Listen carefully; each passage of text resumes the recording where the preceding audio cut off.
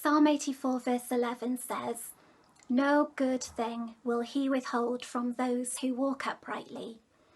So if we're saved and we're seeking to walk with him, that's not going to be perfectly, but if we're seeking to make that our habit and our practice, then this is an amazing promise of God to us. And I think maybe it's worth noting what it doesn't say. It doesn't say, "No difficult thing will he give you." Unfortunately, that would be good, wouldn't it? But the Bible does promise that there will be difficulties and trials. But this says, "No good thing will he withhold." So I find it helpful to lay the emphasis on a different word each time because it brings out different truths. So, no good thing will he withhold. Others might, but he will not.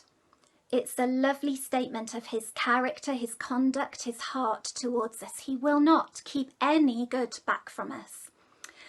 And then who is it who's making this promise? It's God. He has no limitations. He is able to do all good for us. I think every parent can identify with this. They would love to be able to say to their child, "There's nothing good in the world that I'll keep back from you." But we face limitations. We can't afford to give them everything we wish we could. We can't remove illness. We can't create opportunities. We'd love to be able to do more. God never says that, "I wish I could have done more for you." He is able to do all good for us. But I think that then throws up a question, doesn't it, as we come to the word good. No good thing. I think the original is, "No good will he withhold from us." Because if he is able, there are no limitations. Then how come he hasn't given me ... And I don't know what it might be for you. The Bible calls lots of things good that we lack sometimes. So I think health, wealth even, a job, security, comforts, a spouse, children, all those things the Bible calls good. And if you lack them and then you come across this verse, that might really confuse and trouble you. So I think we must stand on the solid ground that the word of God is true. So if something that the Bible calls good is being withheld from me, it can't be good for me. It just can't. Or perhaps it's not good for me right now.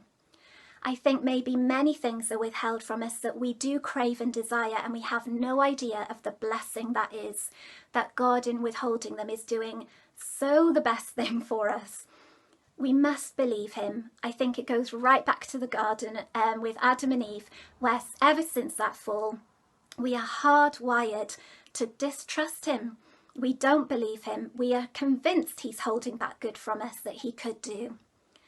So we really need to go back to what is the truth of the word of God. And he says to us, this is why this verse is in the Bible, to reassure our distrusting, worried, fearful hearts that he's not a mean God. He is a tender Father who is saying to us, "No good have I ever withheld, am I withholding, or will I ever withhold from you." It's true whether we believe it or not, but believing it, we will have that peace and contentment.